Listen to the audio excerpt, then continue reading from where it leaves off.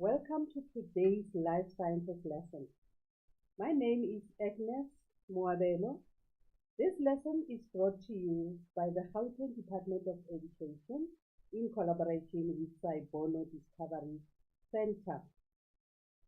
So for today's lesson, we're going to look at the topic reproduction in vertebrates. Now, one must know the definition of reproduction, and also you need to know what are we talking about when we talk about the vertebrates. Right, before we go on into our topic, these are the important documents that I need to share with you. So these resources, you should be having them right now. For an example, I'm going to start with Mind the Gap, which is very useful. Now, if you use it fruitfully so, it is going to help you. It is going to assist you. You can even get a better level from level 3 upwards. We also have got seed material that we're going to share with you each term. So in term 1, you are going to get seed material, in term 2 and also in term 3. Please do not lose all of those because you're going to use them for revision as you will be preparing for the junior exam, for the prelim, and also for the final exam. Now also, make use of the DBE textbook, which is electronic. Your teachers are going to share it with you. So also the DBE textbook is very useful. Now the other resource that you need to use, we've got broadcasting and web lessons.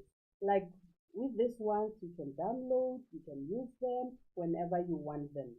Right, also useful resources that you can use. We've got our past papers. What we usually say, you go back to as early as 2014, 2020. Now, it is advisable that you can start to collect from as far as 2020, 2021 up to 2023. Use past papers for the revision for all the topics. Now, the other resources which is very important and useful is the exam guideline 2021. Now, with that one, I prefer you to use a hard copy of it instead of electronic because this one you'll be using it on a daily basis. The exam guideline is like, for an example, some of the processes, the definitions, we want them. You need to relate all of those. In some of the processes, you even need to memorize because if you deviate from exam guidelines, you're likely going to lose marks in your exams. We also have the website there where you can check the material, all our material for revision purpose. Now, according to exam guideline, like I've indicated earlier on, that it is a very important tool. According to exam guideline, reproduction in vertebrates take 8 marks of paper 1. Now, with reproduction, think of what? Production of the offspring. And remember, the offspring should resemble the parent, or the offspring should be the replica of the original.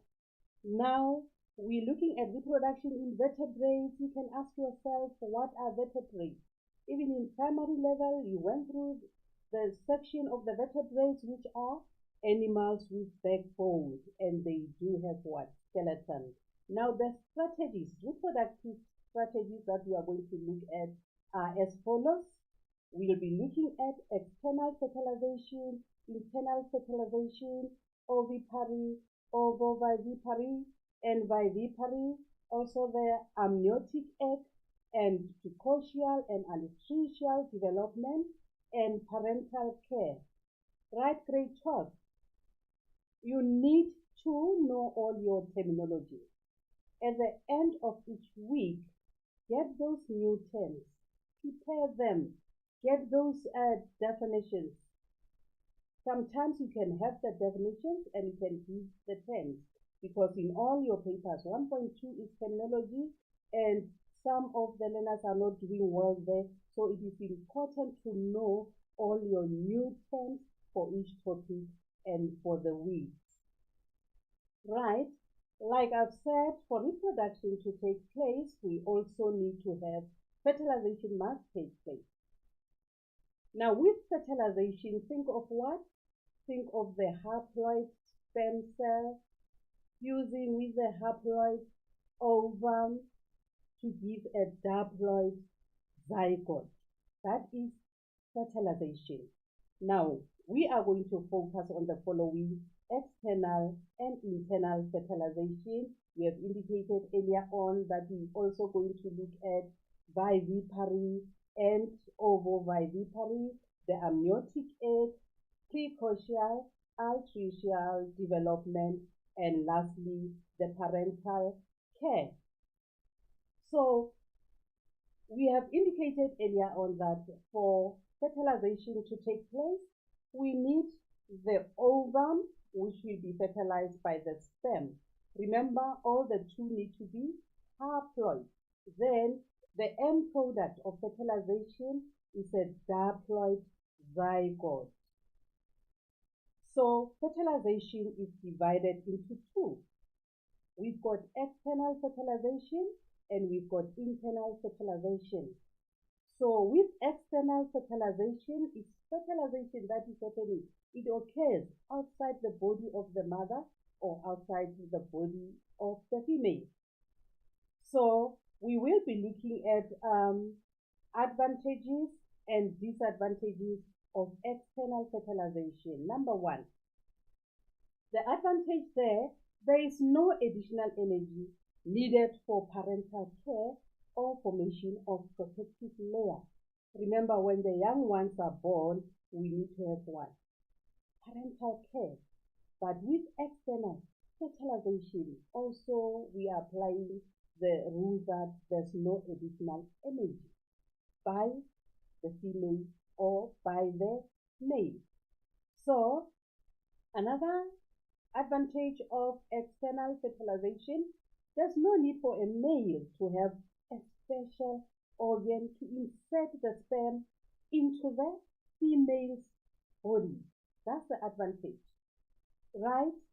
Now, also, advantages of external fertilization, chances of fertilization are enhanced by courtship display.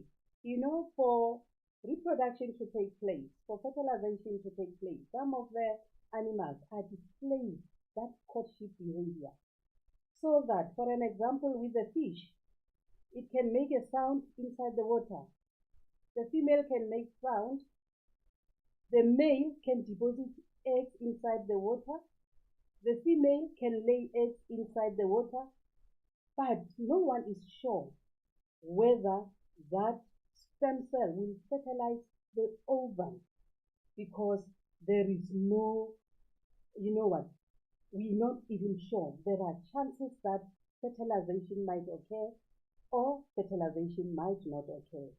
So with the laying of eggs, with the depositing of the stem cell by the male, those are deposited inside the water to the direction of the sound that is made by the male. But there are chances of fertilization which can be enhanced by the courtship behavior. So with that sound, it will deposit the stem cell towards that direction. But the purpose is not for fertilization to take place. They just lay eggs inside the water. The male is just depositing the stem cells inside the water. Now we're going to look at the disadvantages of external fertilization, where we are saying chances are very slim for a stem cell to meet the ovum, because it takes place where laying of the egg, depositing of the stem cell takes place inside the water. So there are chances that are very slim for stem cells to meet the ovum. Next, when we look at the disadvantages of the external fertilization, predators eat the sperm and ovum before fertilization can occur. Remember, even inside the water, we will be having the predators, we will be having the prey. So predators can happen that they can eat their sperm cells before they can even reach the ovum. And That is an advantage of external fertilization. Right. Also, because we are saying the egg cells, the ova, are laid inside the water and the sperm cells are deposited inside the water, there can be strong currents that can carry the sperm cells away before fertilization can even occur. Right? Now, this is just a symbol or a symbol that tells us that for fertilization to take place, it can be external or internal. Remember, the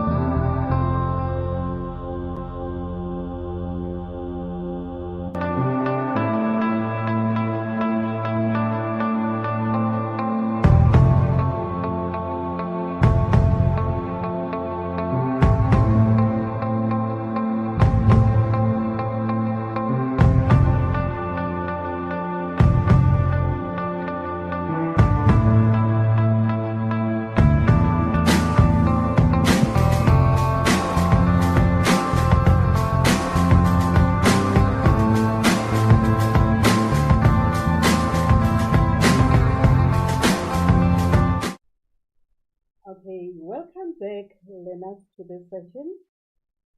These things do happen. It's not your fault.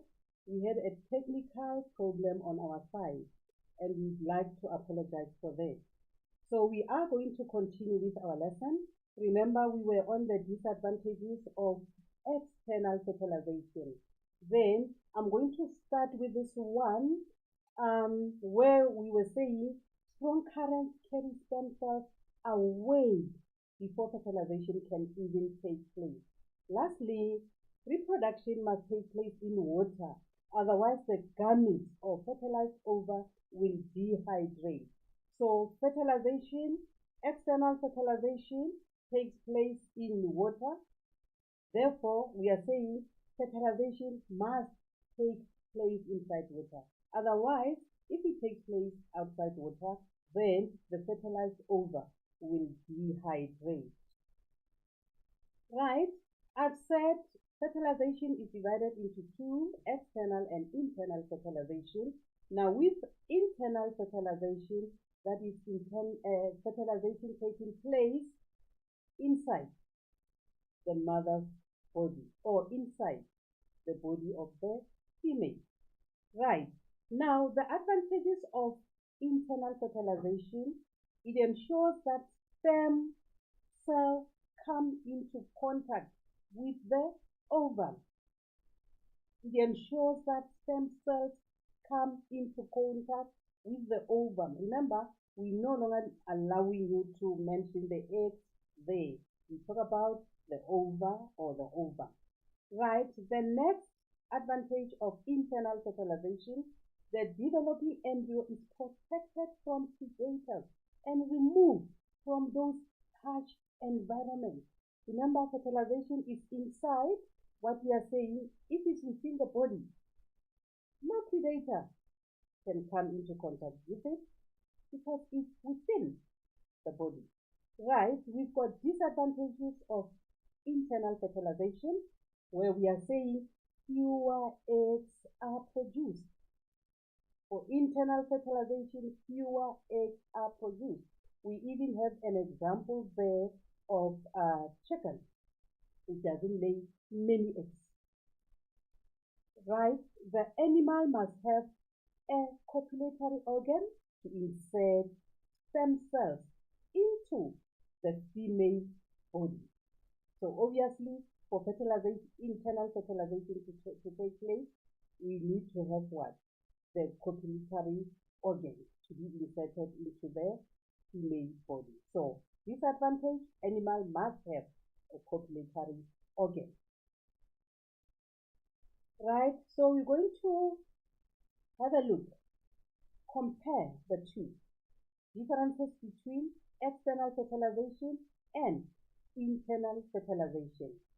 Remember, when we compare the two or in any comparison, whatever you talk about on the left-hand side, you should also talk about on the right-hand side. Number one, for external fertilization to take place, it requires water. But internal fertilization, no water is required for fertilization. So we talk about water on the left-hand side, we talk about water on the right-hand side. So external fertilization versus internal fertilization.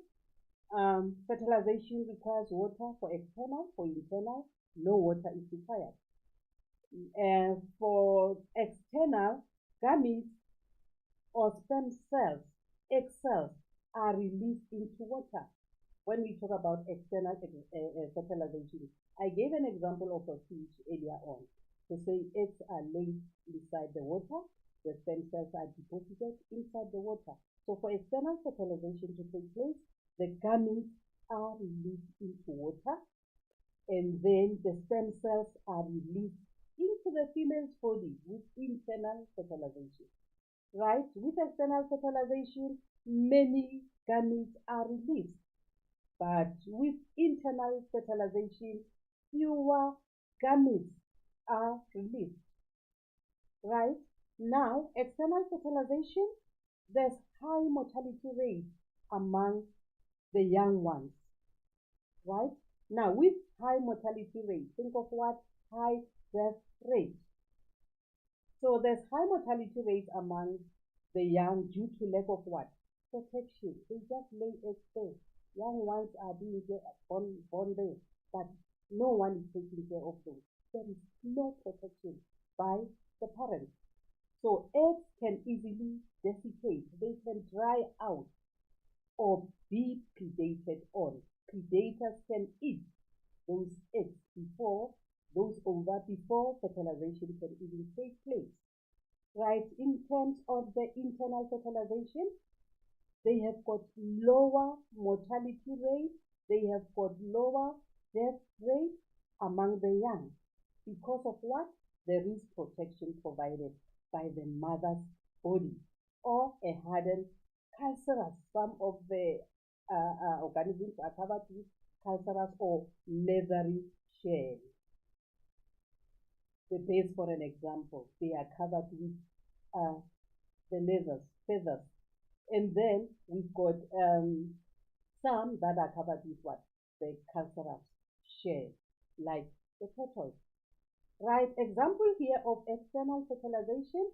We have the fish, we have the amphibia, because fertilization takes place inside the water. Should it happen, it's outside the water, then those ovaries are going to be dehydrated. Right, example of internal fertilization, we talk about the reptiles. You can give an example of any reptile. We talk about the birds there. We talk about the mammals. Those are good examples of fertilization taking place internal. Right. Now we spoke about the terminology. You need to know all your terms, all your new terms for each topic.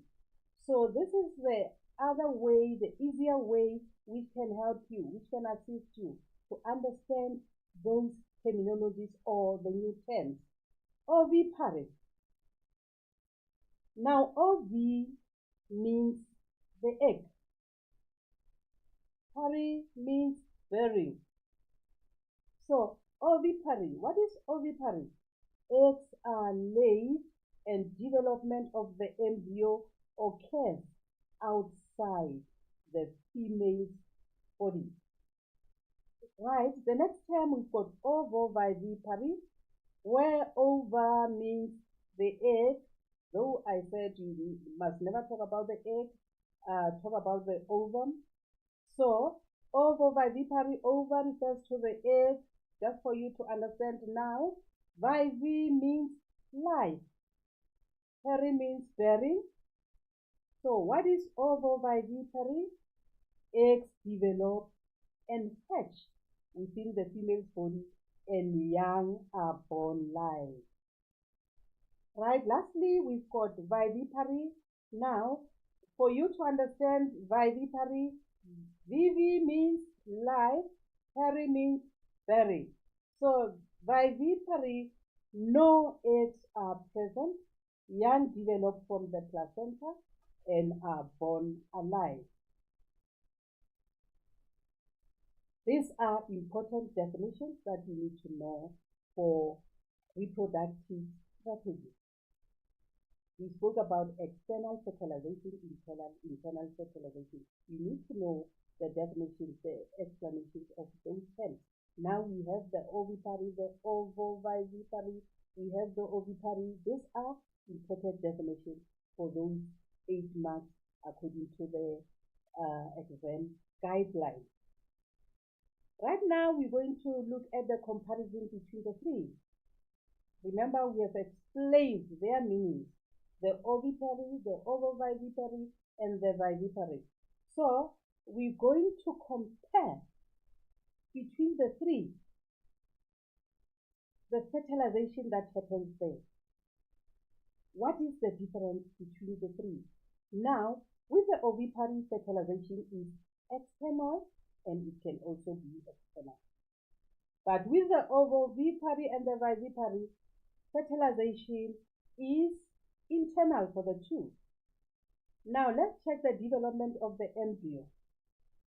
Now, with the development of the embryo under the ovovivipary, is external to the body of the female. Development of the embryo is external to the body of the female. But with the ovovivipary, the development of the embryo is inside the body of the female. And also with the vivipary, the development of the embryo is inside the female body. Nutrition, mode of feeding. For the ovovivipary and the vivipary, let's check, comparing them with the ovipary. Now, in terms of the nutrition, learners, yolk is the only form of nutrition. You will see the yolk in the coming slides where you can find the yolk inside the egg. Right? The yolk is the only form of nutrition for the developing embryo and is usually present in small quantities. That yolk is in small quantities. Right? Let's check for the ovovivipary. The yolk present in the egg, young are independent of the mother's body. And vivipary, young receive nutrition from the mother's body through what? Through the placenta. Now, the type of egg under ovipary is jelly-like, is calcareous.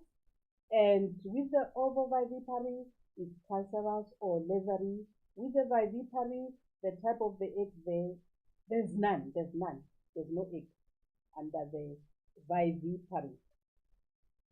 So we're going to continue with the ovipary and ovovivipary in terms of the embryonic development. So we're going to look at the advantages and disadvantages of the embryonic development between the two. Now, we're going to start with the advantages. Right? The eggs and the sperm are produced in large numbers to increase chances of survival. You can think of a snake. How many eggs does it lay? Millions of them. So that if you are going to survive, imagine if they just few eggs were laid and they all die. So with the ovipary and the ovovivipary, eggs and sperms are produced in large numbers to increase what? Chances of survival to adulthood. Also, parental care ensures survival to adulthood, and that is termed what? Precocial development. Now, coming to the advantages of the ovipary, the ovovivipary. The advantages: the young one is protected from cold and predators to ensure survival. Now, how can we protect the young one? You know, it's so natural. All organisms have got their way of protecting the young one. Now, the advantage of embryonic development here on the ovovivipary and the ovipary. The young ones are protected from cold and predators to ensure survival. If that is not done, obviously the offspring are going to die or the young ones are going to die. Young ones are well developed. That's the other advantage when born. Therefore, their chances of survival increases because they will be able to evade their predators. All right. Now, embryonic development. So we're going to look at the advantages and disadvantages of embryonic development under the vivipary. Remember, with the advantages, development occurs within the mother's body. Now, in those cases where development occurs within the young body, we're talking about predators that do not have sense. It can even eat, but it's inside the mother's body. So we're saying development occurs within the mother's body, ensuring protection of the developing young. The young are born well developed and are therefore less prone to be attacked. Therefore, we're talking about parental care increases the chances of survival of the young. Let's take an example of a human being. Young ones are well taken care of. Parental care takes place until the young one gets to adulthood in some cases, right? So parental care, what we are saying, it increases the chances of survival of the young ones, right? Disadvantages of embryonic development viviparity. The number of offspring produced are few. That's the disadvantage. So more energy is used to provide what? For parental care. Now we spoke about the amniotic egg. Remember, earlier on we spoke about the yolk. We spoke about, can you see the yolk here? This is the yolk. This is the developing embryo. This is the chorion serving for protection. This is the shell also for protection. We spoke about the cultural shell in some earlier on. We've got the allantois. We've got carbon dioxide diffusing out. Obviously, if carbon dioxide diffuses out, what is going to happen? Oxygen is going to diffuse in for the survival of the embryo. We've got the amnion here, and then we've got the air spaces. So what is important also with life sciences, you need to know your structures. You need to know structures. You need to be able to label them. You need to know the functions of each labeling that we have for all the structures, right? With the amniotic egg, the embryo develops inside the amnion. Can you see the amnion? So the embryo is going to develop inside the amnion, and it is protected by many membranes and a hard shell. Now for the survival of the embryo, it is protected by membranes surrounding it and also the hard shell. Now we also refer to the amniotic fluid. Remember, this is the amnion. Then we have the amniotic fluid there. What is the function of the amniotic fluid? It protects the embryo from drying out for the fact that it is a fluid. Now, fluid serves a purpose to help the drying out of the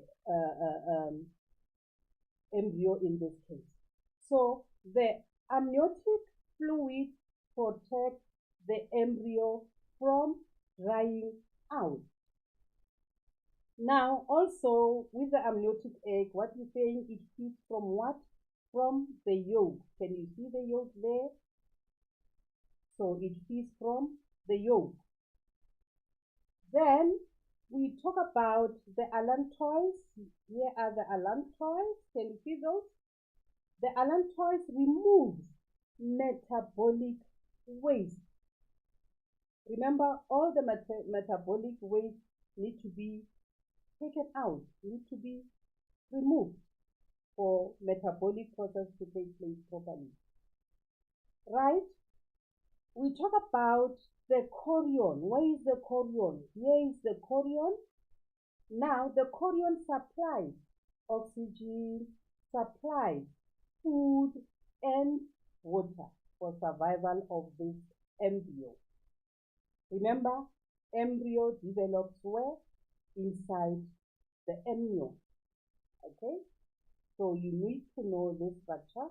You need to know these parts and also their functions. Right? Now, in terms of development, remember we spoke about the zygote, the diaper zygote that is developing into what? Into the embryo. Now we're going to look at what is going to happen after birth. So we have got precocial and altricial development.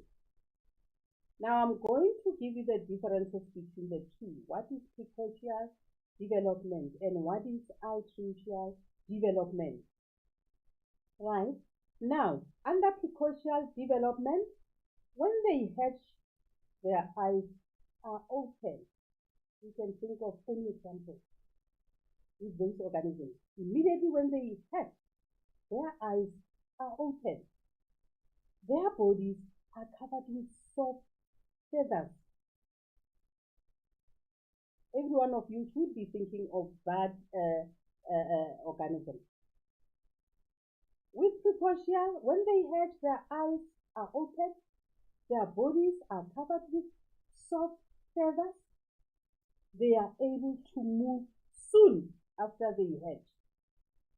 They are able to feed themselves. They are independent of their parents. Therefore, we are saying young are highly developed and able to move about and feed for themselves.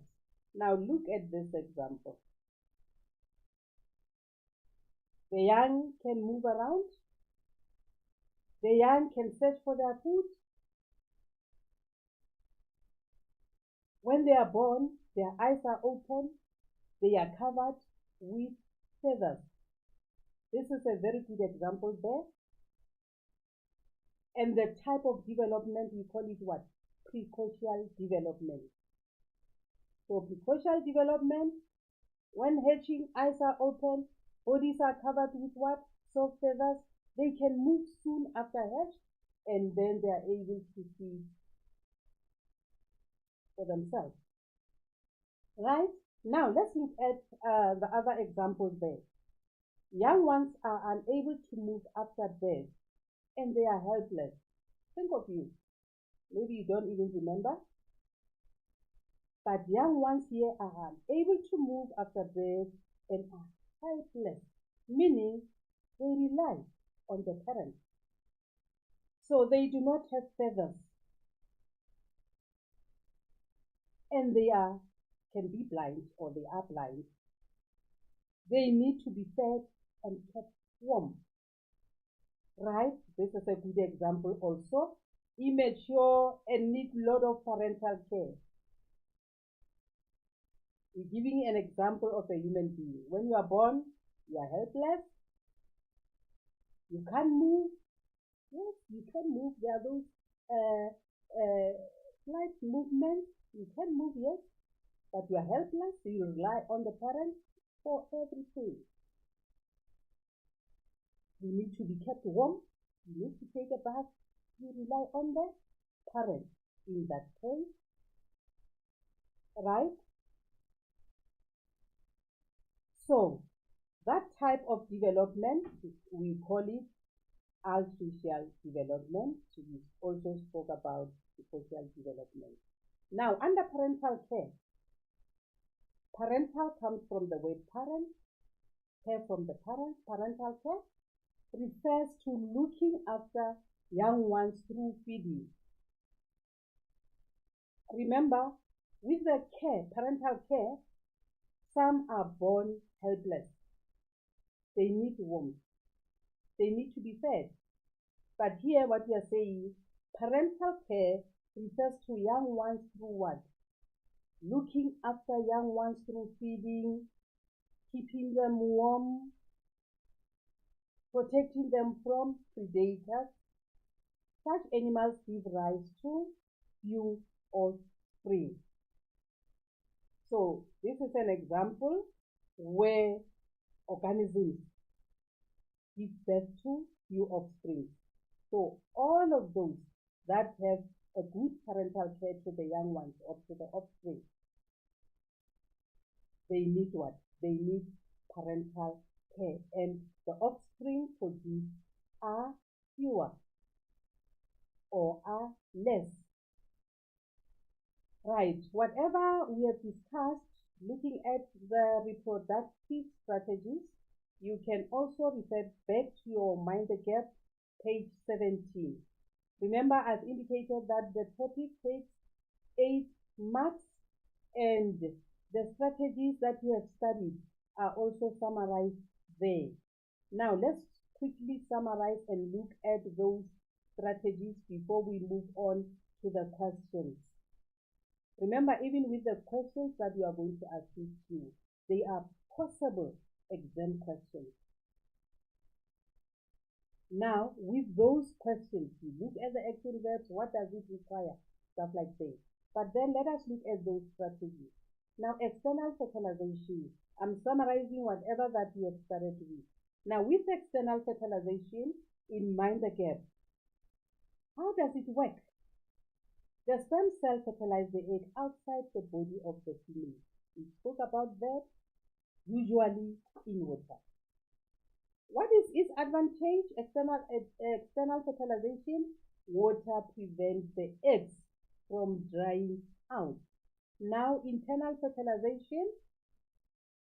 The male deposits sperm cells inside the reproductive organ of the female, and fertilization occurs inside the female's reproductive organ. What is the advantage of internal fertilization? It allows terrestrial animals to produce in dry environment without the feed for water. Internal fertilization is more certain than external fertilization. Right? Strategies again. We spoke about ovipary, vivipary, ovovivipary. How does it work? Now, with ovipary, eggs are laid and hatching takes place where? Outside the mother's body or the female's body. Now, what is the advantage of ovipary? We have said eggs provide nutrition for the development of the embryo and protect the embryo. So, a shelled egg frees these animals from the need to reproduce in water. Right? Now, we're going to look next to the vivipary. How does it work? The young develops inside the uterus. That is vivipary of the mothers after the eggs are fertilized. Now, what is the advantage of vivipary? We have said more efficient development of the embryo as nutrients are received for longer period from the mother's blood through a placenta. The embryo is protected in the body of the mother. It is protected from, example, from the predators. Right? Ovovivipary, how does it work? The young develop from the eggs that are fertilized internally and retained within the mother's body after fertilization until they hatch. How does it work? How is ovovivipary working? Embryos obtain their nutrients from where? From the egg yolk. We have explained that when we were doing the amniotic eggs, the eggs. The eggs are protected from predators until the hatching occurs. So we're going to finalize our strategies there. Amniotic egg. The embryo protected by the shell of the egg. Egg consists of many extra embryonic membranes. Remember, with the membranes, they serve for what? For protection. That embryo needs to be protected, hence it is surrounded by many membranes. How does it work? The amniotic egg protects the embryo from dehydration. Remember fertilization, we once said it must take place inside water so that the eggs are not, the fertilized ova is not dehydrated. The yolk sac provides nutrition, allantois for excretion, chorion for gas exchange. Like I've indicated earlier on, to say you need to know the structure of the egg, you need to know those labels, you need to know their functions also. Now, we spoke about differences between altricial development and parental care. So with altricial development, hatchlings are poorly developed when they hatch, unable to feed on their own, cannot move. Brain size and intelligence increases a lot after hatching.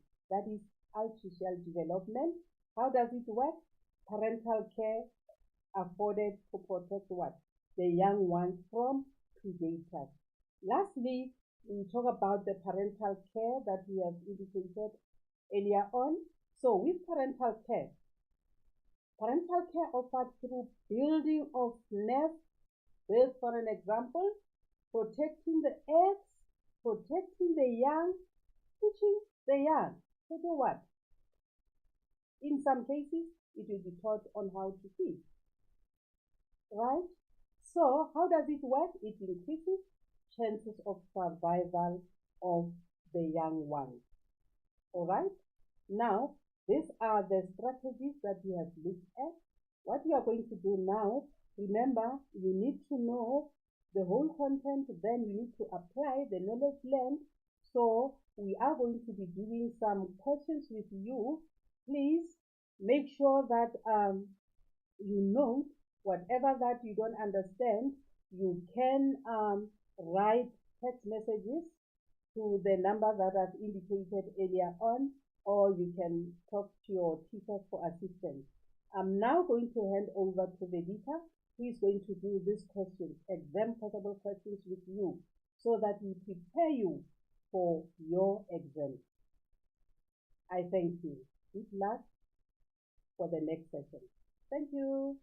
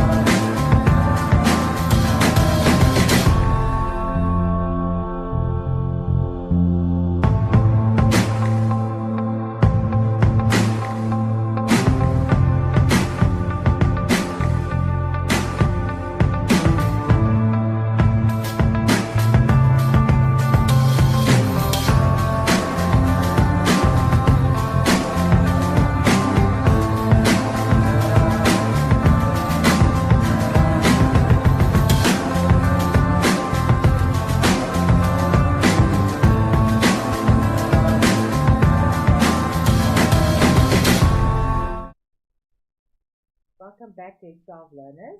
My name is Vedika Maraj and I'm going to take you through the questions on this topic that we have just done now. Thank you, Agnes, for a wonderful presentation. And as Agnes has said, this is a topic that where you really need to study the content and then you need to apply it to different scenarios. So as you can see in Agnes's presentation, she mentioned a number of different animals. She gave you a lot of examples in the animal kingdom where these strategies are taking place. However, as you know, there are many more animals that are in the animal kingdom and in our world. So therefore, the questions that the examiners are going to ask are not always going to be on the examples that you have learned or on the examples that are given to you in your textbooks and your resources. So it's important that you really understand the definitions and you really understand what we are talking about and you understand the content so that you can apply it to any scenario that's given. So the questions that they can ask you, this question is particularly a case study, the ones that I've chosen here. But I just want to say that there are questions that it doesn't always have to be in section B, where they can ask you questions on this topic. It can also be present in section A. It's very important that you need to know your definitions. It could be forming part of question 1.2.1, those are your biological terms. It could also be forming part of question 1.3. So 1.2 your biological terms and 1.2 your columns and also your multiple choice. Okay. You can also get a drawing of the amniotic egg. So you need to be able to understand that this topic can be asked anywhere in your question paper. Question 1, question 2, or question 3. The ones I've chosen are coming from question 2 and 3. So let's look at the first one. This is something that we're calling it's an extract question. We also call it reading with understanding. And it means exactly that. When you get a question like this, it's not only in this topic. This goes for any of the topics where you can get this question. When they give you this question, you need to read what's here and you need to read it with understanding. What does that mean? That means that you need to understand what it is that you are reading. What is happening here? So you should read it 2 times. The first time is when you're just going over it, and the second time you should really enforce what is this paragraph actually telling you. Because the questions that you're going to need to answer, some of them are coming directly from it, and others you need to use the information in there to apply your knowledge. Right, so let's look at the bluefish tuna, because you haven't in your syllabus learnt about the bluefish tuna in particular. It's not part of our exam guideline, right? So this is a new thing that they're telling you. So they're going to give you enough information in the extract in order for you to apply your knowledge. Let's look at it. The bluefin tuna, the great white shark, and the bottlenose dolphin are 3 aquatic species that are found in the Indian Ocean. So they're talking about 3. So you should already highlight that there are 3. Highlight what they are so that you can remember now that we are talking about 3 different species here. An adult bluefish releases up to 540 million eggs into the water annually, while the great white shark female produces 2 to 12 offspring through oviviparity. Every 2 years, a bottlenose dolphin female, being a mammal, is viviparous and produces 1 offspring every 2 to 3 years. Okay, so now they're telling us 3 very important information. Number 1, the adult bluefin is telling us that it releases eggs into the water. It releases eggs into the water. Okay, so that is one reproductive strategy that they're talking about there. But then oviviparity, they're telling us that the other one is oviviparity. So that's a very important point there that they're telling us about oviviparity. And lastly, they're telling us about viviparity. So they are talking about 3 different ones here. So think for yourself. Well, one about the adult bluefin. It's releasing eggs. So what kind of strategy is that one? I'm not going to give you the answer. Think about it. Let's look at the question. Name the type of fertilization that takes place in the bottlenose dolphin. So we go back to the extract, the bottlenose dolphin again. What did they say it was? They said it was viviparity. And as you know from what Agnes Lovely explained to you very nicely earlier, is that with viviparity, it's going to be internal fertilization. Okay? So that's the first answer. Explain how 2 of the reproductive strategies of the great white shark increase its reproductive success. So we go to the great white shark and it says there that they produce 2 to 12 offspring through oviviparity every 2 years. Okay, so one of them definitely has to be the fact that it's oviviparity. Okay, so that's the second point that's mentioned over here, oviviparity. It means the eggs, or you could say the eggs retained inside the female's body for better protection from predators or harsh environment. Okay. Another strategy is the internal fertilization, which we mentioned previously, and this increases the chances of fertilization. Now, let me explain to you why it is 4 marks, even though they asked us for 2 things. The reason why is because they're asking us to explain. Explain means that when you give an answer, you need to answer in a cause and effect manner. So you need to answer the question by what is the cause, and then what is the effect of that cause. So in this instance, internal fertilization is the cause. And what is the effect of this? The effect is that it's going to increase the chances of fertilization. Why? Because now the gametes are held inside the body, and they are being protected. Okay, so then so that when fertilization occurs, the embryo and everything stays. It's happening inside the body where they can be protected. So it increases the chances of fertilization. The other one is oviviparity. What is the cause? Oviviparity. The fact that the eggs are for this. What is the effect of this? It's for better protection, once again, from predators and harsh environment. Okay, so those are the 2 things that is going to increase in reproductive success. Do you see that both of these comments, the explanations that you are giving, the causes, are all leading to reproductive success? So it's very important that we read our questions carefully. Here's another explain question.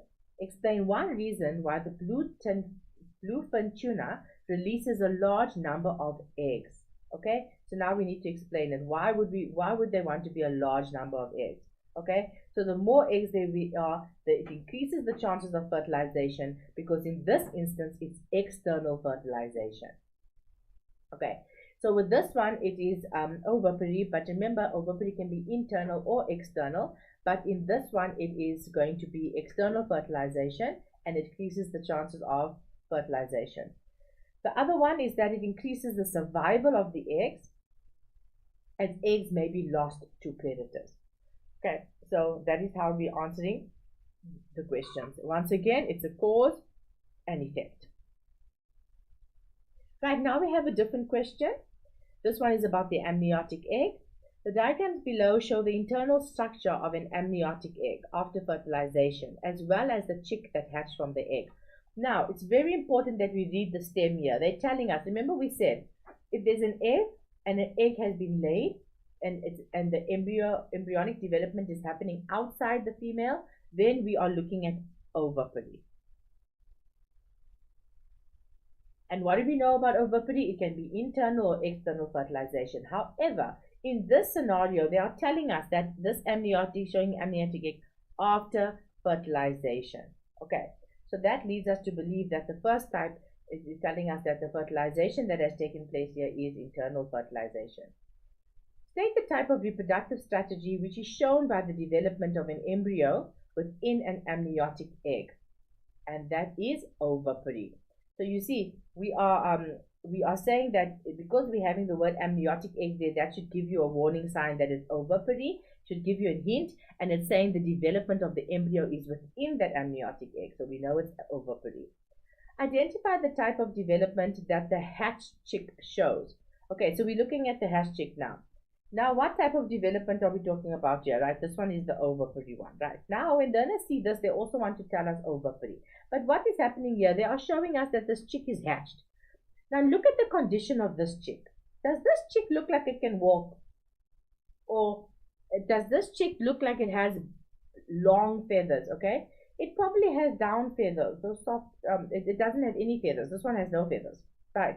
So you can see there that there's no feathers. You can see that its wings are very small, the eyes are closed, and all of that should give you an indication that this organism cannot fend for itself. It cannot take care of itself. It will not survive yet. So that means it's going to, so that gives us, is it going to be precocial or altricial? Okay, and in this instance, it's going to be altricial because they are unable to fend for themselves. Now, where learners go wrong here is that they confuse, when must I say internal or external fertilization? When do I talk about oviparity? And when do I talk about altricial and precocial? Okay, so it's very important that we understand that altricial and precocial are types of development, And oviparity, viviparity, and oviviparity are reproductive strategies. And then your fertilization is your type of fertilization. Okay.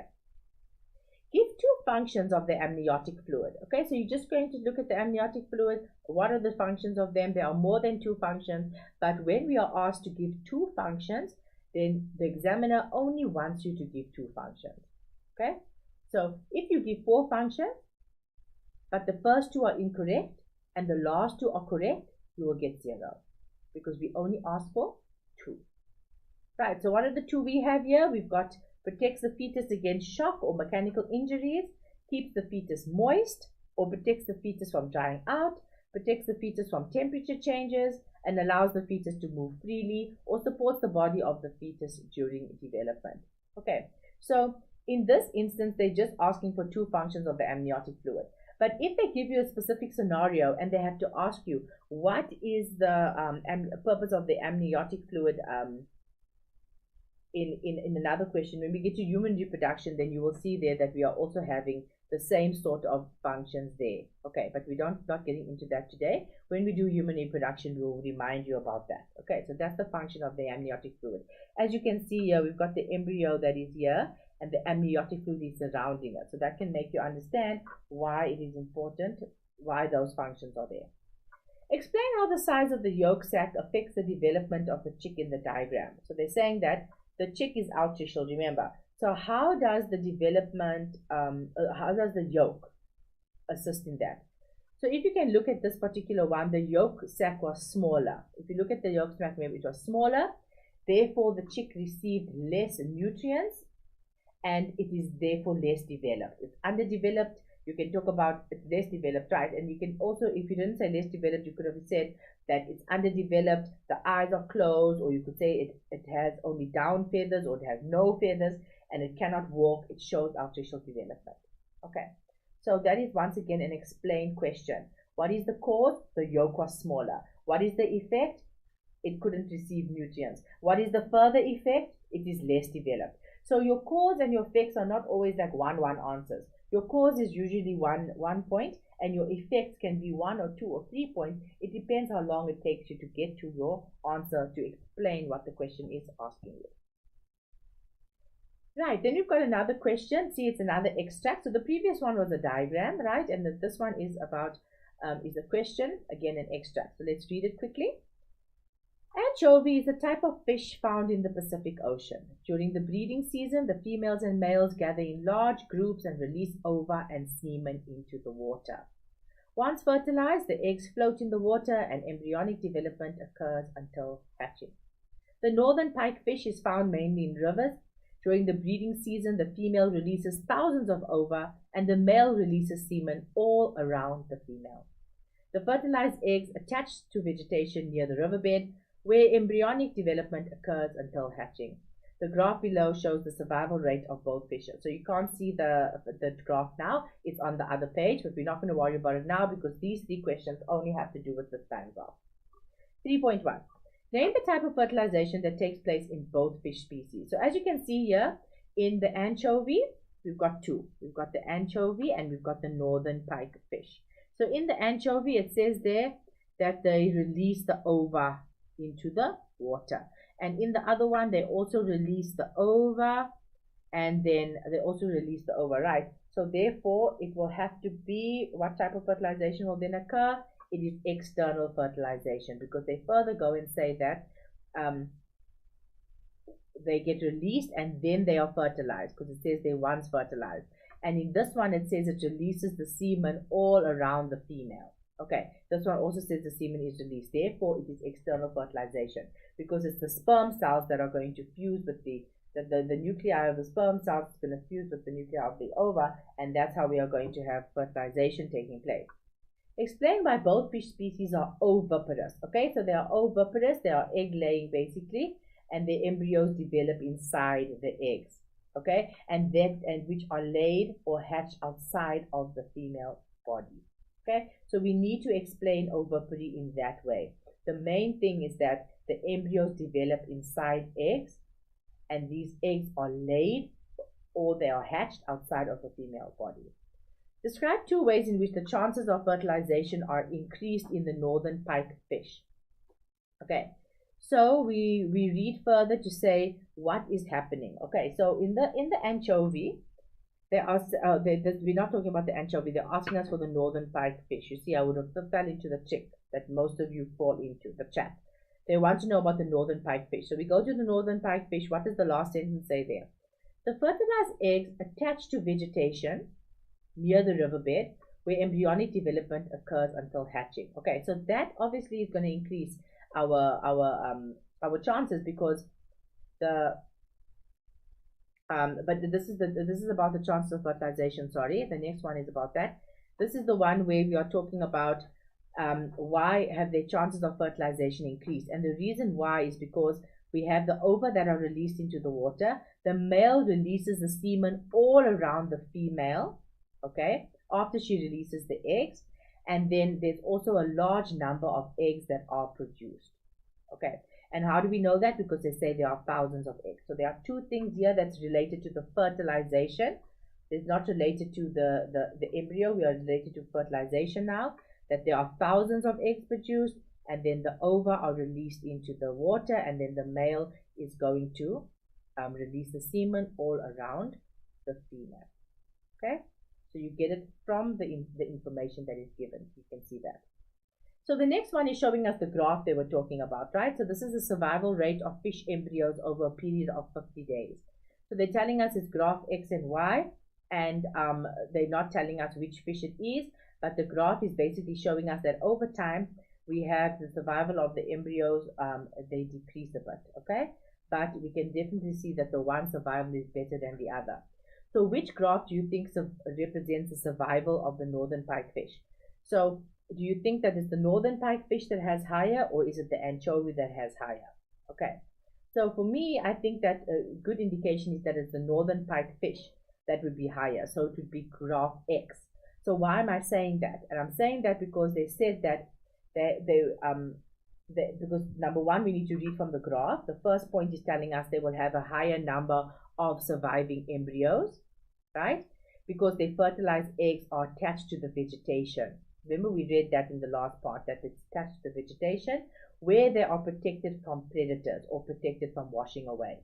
So when you get a question like this and you asked something about the graph, I know that a lot of times the learners just say, you know what, we can see that the survival is going to be better because they have a higher survival, the northern pike fish, so they choose graph X.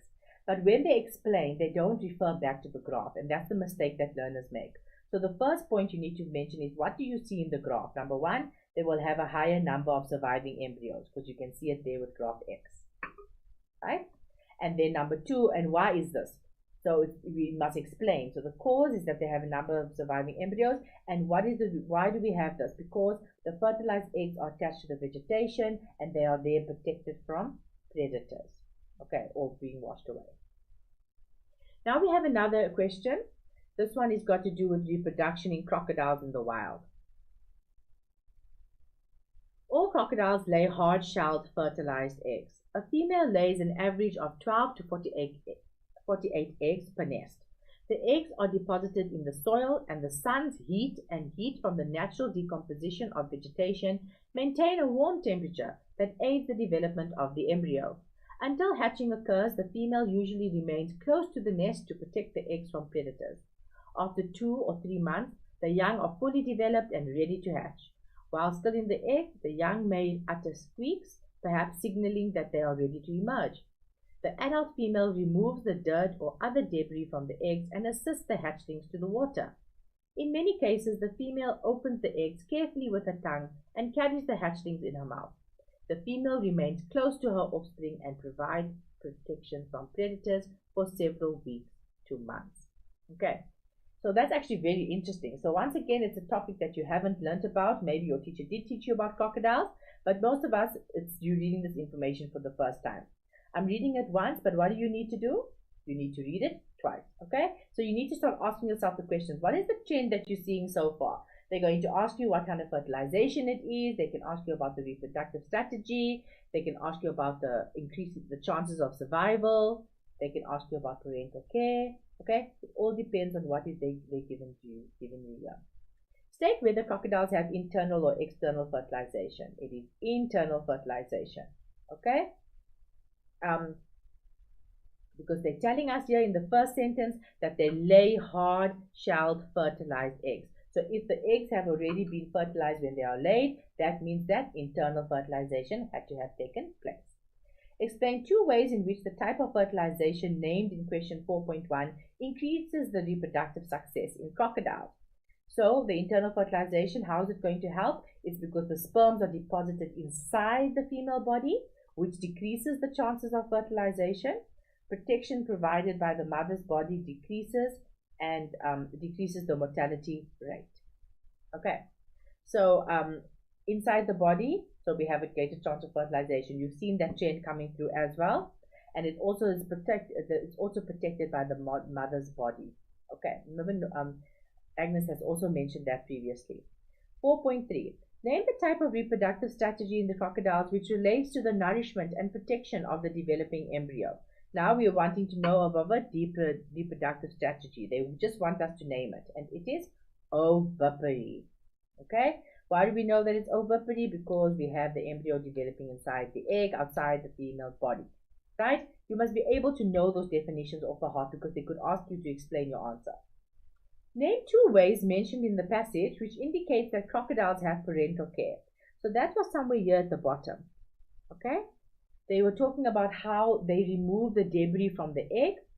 They were talking about how they assist the hatchlings to the water, how they open the eggs carefully with their tongue, and how she carries the hatchlings in her mouth. Okay, Charles, what I want to show you here is that there were 4 possible answers, but we only wanted 2. And all of them come exactly from here. I'm going to show you where.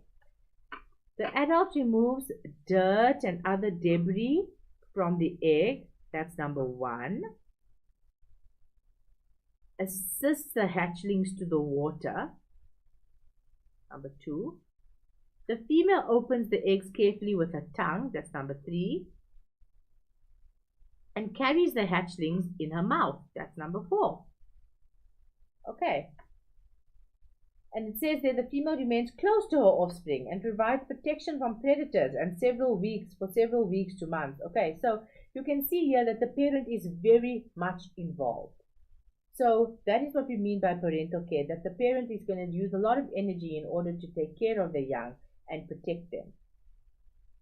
So these are the kind of questions that you can get. I must say these were higher order questions. They were more difficult, but there were also some easy questions in between. So what I'm trying to say is when you get a question like this, when you get questions like these ones, we shouldn't look at the extract and just go straight to the questions. You need to read the extract twice. You need to read it with understanding. You need to ask yourself, what is happening here? What is actually going on here? And ask yourself those questions.